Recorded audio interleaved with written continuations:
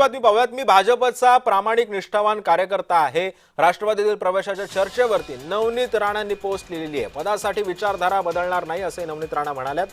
सुनेत्रा पवार, पार्थ पवारांची राज्यसभेसाठी राणांना ऑफर होती, मात्र राष्ट्रवादीमध्ये प्रवेश करण्याची त्यांनी अट घातल्याची माहिती आहे।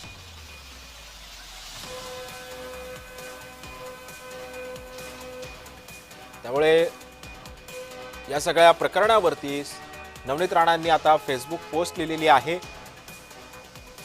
पक्षासाठी पदासाठी विचारधारा बदलणार नाही असं नवनीत राणांनी आपल्या या पोस्टमध्ये म्हटलंय। मी भाजपची प्रामाणिक निष्ठावान कार्यकर्ते आहे असंही नवनीत राणा म्हणाले।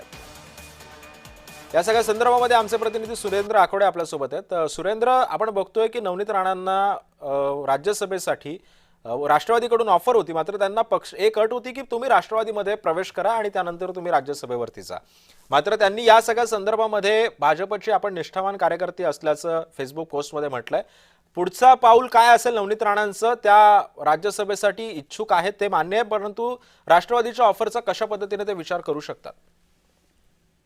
नक्कीच सिद्धेश, खरं तर सुनेत्रा पवार यांची राज्यसभेची जागा जी खाली झाल्यानंतर त्या जागेवर नवनीत राणा जातील अशी चर्चेला उधाण आला होता आणि राष्ट्रवादीमध्ये प्रवेश करून ती या जागेवर जातील अशी चर्चा या ठिकाणी मोठ्या प्रमाणात रंगली होती। त्या आधारावर त्यांनी सुनेत्रा पवार मुख्यमंत्री आणि उपमुख्यमंत्री देवेंद्र फडणवीस यांची सुद्धा भेटी घेतल्याचे फोटो जे आहे व्हायरल झाले होते आणि त्यावरून आता नवनीत राणा यांनी फेसबुक पोस्टच्या द्वारे स्पष्ट केला की मी भाजपची प्रामाणिक आणि निष्ठावान कार्यकर्ता आहे, त्यामुळे राष्ट्रवादीकडून मला ऑफर होती, मात्र राष्ट्रवादीमध्ये सुनेत्रा पवार यांनी मला म्हटलं की तुम्ही आमच्या पक्षामध्ये प्रवेश करा, त्यानंतर ही जागा तुम्हाला देण्यात येईल। त्यावर नवनीत राणा यांनी स्पष्ट वक्तव्य केलं आहे की मी भाजपची प्रामाणिक आणि निष्ठावान कार्यकर्ता आहे, त्यामुळे राष्ट्रवादीमध्ये माझ्या जाण्याचा प्रश्नच उद्भवत नसल्याची फेसबुक पोस्ट त्यांनी या ठिकाणी दिलेली आहे। सदेश, नक्कीच धन्यवाद सुरेंद्र, तुम्ही दिलेल्या सविस्तर माहितीबद्दल।